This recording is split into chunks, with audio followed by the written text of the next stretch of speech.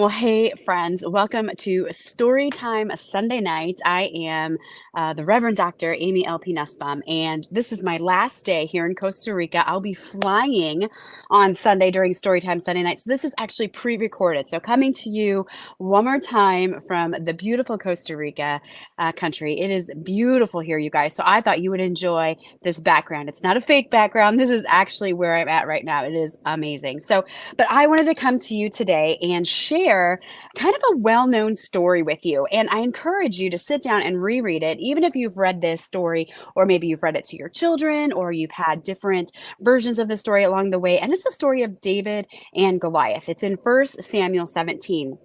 So I'm just going to quickly read this story to you just to refresh your memory of what this story looks like for Storytime Sunday night. So Scripture says to us, "Now the Philistines gathered their armies for battle, and they were gathered at Sukkah, which belonged to Judah, and encamped between Sukkah and Azekah the Ephesdammim. And Saul and the men of Israel were gathered." This is when Saul is still king. "And encamped in the valley of Elah, and drew up the lines of battle against the Philistines. And the Philistines, they stood on the mountain on the one side, and Israel stood on the mountain on the other side, with a valley between them. And there came out from their camp of the Philistines a champion named Goliath of Gath, whose height was 6 cubits and a span. He had a helmet of bronze on his head, and he was armed with a coat of mail, and the weight of the coat was 5,000 shekels of bronze. And he had bronze armor on his legs, and a javelin of bronze slung between his shoulders. The shaft of his spear was like a weaver's beam, and his spear's head weighed 600 shekels of iron. And his shield bearer went before him. He stood and shouted to the ranks of Israel, 'Why have you come out to draw up for battle? Am I not a Philistine? And are you not servants of Saul? Choose a man for yourselves, and let him come down to me. If he is able to fight with me and kill me, then we will be your servants. But if I prevail against him and kill him, then you shall be our servants and serve us.' And the Philistines said, 'I defy the ranks of Israel this day. Give me a man that we may fight together.' When Saul and all of Israel heard these words of the Philistine, they were dismayed and greatly afraid." And these guys, Israel, they have had God on their side for so long, and they're afraid of this Philistine, right? Crazy. So verse 12 picks up and says, "Now David was the son of the Ephrathite of Bethlehem in Judah, named Jesse, who had 8 sons. In the days of Saul, the man was already old and advanced in years. The 3 oldest sons of Jesse had followed Saul to the battle, and the names of his 3 sons who went to the battle were Eliab the firstborn, and next to him was Abinadab, and the third was Shammah. David was the youngest. The 3 eldest followed Saul, but David went back and forth from Saul to feed his father's sheep at Bethlehem for 40 days. For 40 days, the Philistine came forward and took his stand morning and evening. And Jesse said to David his son, 'Take for your brothers an ephah of this parched grain and these 10 loaves, and carry them quickly to the camp to your brothers. Also take these 10 cheeses to the commander of their 1,000. See if your brothers are well, and bring some token from them.' Now Saul and they and all the men of Israel were in the valley of Elah, fighting with the Philistines. And David rose early in the morning and left the sheep with a keeper, and took the provisions and went as Jesse had commanded him. And he came to the encampment as the host was going out to the battle line, shouting the war cry. And Israel and the Philistines drew up for battle, army against army. And David left the things in charge of the keeper of the baggage, and ran to the ranks, and went and greeted his brothers. As he talked with them, behold, the champion, the Philistine of Gath, Goliath by name, came up out of the ranks of the Philistines, and spoke the same words as before, and David heard him. All the men of Israel, when they saw the man, fled from him, and were much afraid. And the men of Israel said, 'Have you seen this man who has come up? Surely he has come up to defy Israel.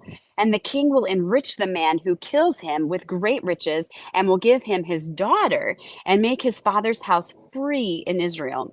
And David said to the men who stood by him, What shall be done for the man who kills this Philistine and takes away the reproach from Israel? For who is this uncircumcised Philistine that he should defy the armies of the living God? David, he's like, but wait, we are the armies of the living God here. Why is this even a problem? Why are we even concerned? And the people answered him in the same way. So shall it be done to the man who kills him. Now Eliab, his eldest brother, heard when he spoke to the men, and Eliab's anger was kindled against David because, see, at this point, Samuel had come and anointed David as the next king. So all of his brothers, they all saw this. So I'm sure in the back of their minds, they're like, who do you think you are? It's kind of, similar to the Joseph story, where all of Joseph's brothers knew that Joseph was the favorite and that Joseph, was going to have amazing, great things happen to him. All of David's brothers knew that too, because they had been lined up. Is this the one God has anointed? Is this the one? And one by one, finally, David was the one that they realize is the anointed. So David said, "What have I done now? Was it not but a word?" He's like, "Come on, I was just having a conversation." And he turned away from him toward another and spoke in the same way, and the people answered him again as before. When the words that David spoke were heard, they repeated them before Saul, and he sent for him. Saul sends for David because he's like, "Hey, David's saying, like, why is this a big deal?" And Saul's like, "Let me talk to him." And David said to Saul, "Let no man's heart fail because of him. Your servant will go and fight with this Philistine." David's like, "I'm in. Let me do this." For you, okay, you are not able to go against this Philistine to fight with him, for you are but a youth, and he has been a man of war from his youth. But David said to Saul, "Your servant used to keep sheep for his father, and when there came a lion or a bear and took a lamb from the flock, I went after him and struck him and delivered it out of his mouth. And if he arose against me, I caught him by his beard and struck him and killed him. Your servant has struck down both lions and bears, and this uncircumcised Philistine shall be like one of them, for he has defied the armies of the living God." The living God. And David said, "The Lord who delivered me from the paw of the lion and from the paw of the bear will deliver me from the hand of this Philistine." And Saul said to David, "Go, and the Lord be with you." So Saul clothed David with his armor. It is he's just a youth, right? He's still taking care of the sheep. But Saul puts a helmet of bronze on his head and clothed him with a coat of mail. And David strapped his sword over his armor. And he tried in vain to go, for he had not tested them. Then David said to Saul, "I cannot go with these, for I have not tested them." So David put them off. Then he took his staff in his hand and chose 5 smooth stones from the brook and put them in the shepherd's pouch. His sling was in his hand, and he approached the Philistine. And the Philistine moved forward and came near to David with his shield bearer in front of him. And when the Philistine looked at David, he disdained him, for he was but a youth, ruddy and handsome in appearance. And the Philistine said to David, "Am I a dog that you come to me with sticks?" And the Philistine cursed David by his gods. Then the Philistine said to David, "Come to me, and I will give your flesh to the birds of the air and to the beasts of the field." Then David said to the Philistine, "You come to me with a sword and with a spear and with a javelin, but I come to you in the name of the Lord of hosts." How many of us should face our giants in the name of the Lord of hosts? The God of the armies of Israel, whom you have defied. This day the Lord will deliver you into my hand, and I will strike, and I will give the dead bodies of the host of the Philistines this day to the birds of the air and to the wild beasts of the earth, that all the earth may know that there is a God in Israel, and that all this assembly may know that the Lord saves not with sword and spear. For the battle is the Lord's, and he will give you into our hand. The battle is the Lord's. Some of us need to hear that today. The battle is the Lord's. When the Philistines arose and came and drew near to meet David, David ran quickly toward the battle line to meet the Philistines. And David put his hand in his bag and took out a stone and slung it and struck the Philistine on the forehead. The stone sank into his forehead, and he fell on his face to the ground. So David prevailed over Goliath, the Philistine. So there are four things that really I just want to pull out of this passage very quickly for you today. First is that David overcame this adversity by using his faith and confidence in God. That David, his unwavering faith. I mean, he's the only one who said, "The battle is the Lord's. Why are we standing here like this? Because God is on our side. Why are we afraid of this uncircumcised Philistine, this man who has no belief in God? This God's totally not on his side. Why would I be afraid of him?" And so many of us, we need to step into our own faith and say, you know what? God is guiding me towards this purpose. God is on my side. God, this vision I have for what I'm supposed to be doing with my life is given from God, and I need to step into this. I need to have faith that the battle is God's and no one else's. This is not my battle. It is just for me to take a step of faith and to really have confidence that God's got my back and that God, I mean, you wouldn't have the vision that you have if God hadn't given it to you. So whatever God has given you to do, he's going to give you a way to make it happen. Who cares what anyone else says? When David's brothers are like, get angry with him for what he had to say, he's like, I'm just having a conversation.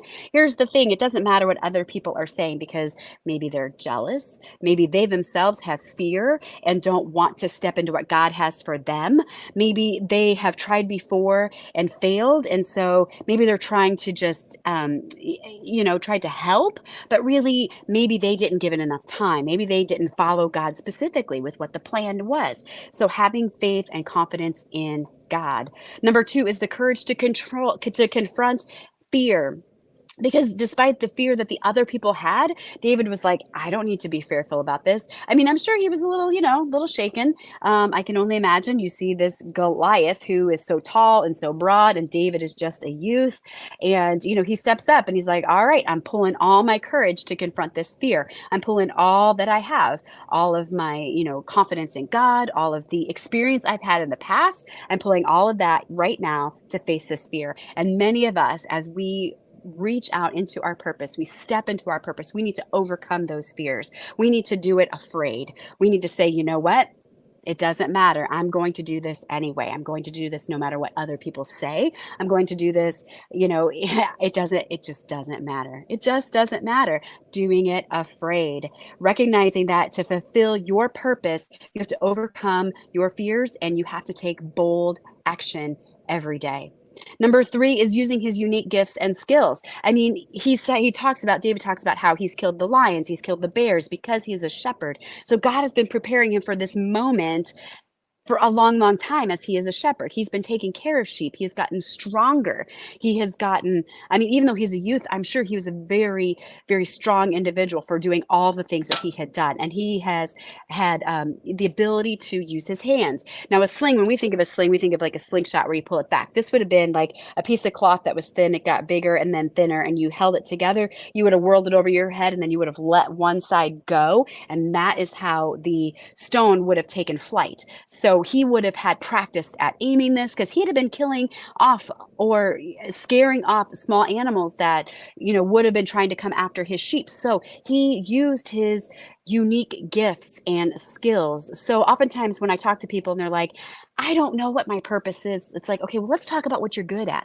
Let's talk about what you love, what lights you on fire. What could you talk about for eons because you're just so excited about it? Where are your gifts? Where are your skill sets? Because I can almost guarantee you, God has been building your path for a while, preparing you for this next level that he has for you. So just identifying what those unique gifts and those skills are, stepping into those so that you can step into the purpose God has for your life. And this last one is serving a higher cause. David's motivation wasn't just personal glory. He wasn't about personal glory or victory. He was calling to defend God's honor. Not that God needs us to defend him, but he was like, this is for God. This is God's battle. This is not my battle. I'm doing this on behalf of God because God has called me to this. And God has called you up for something higher, for something even better. Whatever that next level is, you need to take the step, and glory be to God. Give him all the honor and the praise because he's the one who's allowed you to do this. He's the one who's given you this assignment. And it's a privilege to be able to step into what God has for you in your life. And here's the thing, my friends. So many of us were like, I don't know how to do this. I don't know how to have confidence in what God is calling me to do. I don't know how to have the courage to overcome the fears that I have or these beliefs in my head that are holding me back. Or, I look at things and I freeze because I get so scared, or I'm not sure what my next step should be. Well, here's the thing. Next Saturday, I am going to be offering an online retreat from 9 until 2 in Central Time. It's going to be all online. And we are going to talk about getting out of the boat. We are going to be talking about your purpose beyond your comfort zone, beyond this boat that you're currently in. What's it going to take for you to step out of the boat and start to walk on water like Peter and, like David, really step into and just live into your purpose. So that's what we're going to be talking about. And if you're like, ooh, I want to do that, type retreat in the comments and I will get you the information on the retreat, the times, where it's going, the registration, all that good stuff. So I would love to invite you. And here's the thing. If you're like, oh my goodness, so-and-so in my life, they need to see this too. Feel free to tag them in the comments or even share this Storytime Sunday Night onto your page and tag them so that they can see this and then invite them. Do it together. Get together and do it together in your home. Or if they're across, in a different state, you guys can log on separately, but then maybe text during the retreat so that you can be encouraging one another and lifting one another up in prayer. But really, this time is just some sacred time we're setting aside. Kind of like coming to Costa Rica has really helped me to set some time aside to be intentional about my next step and the vision that God has given me.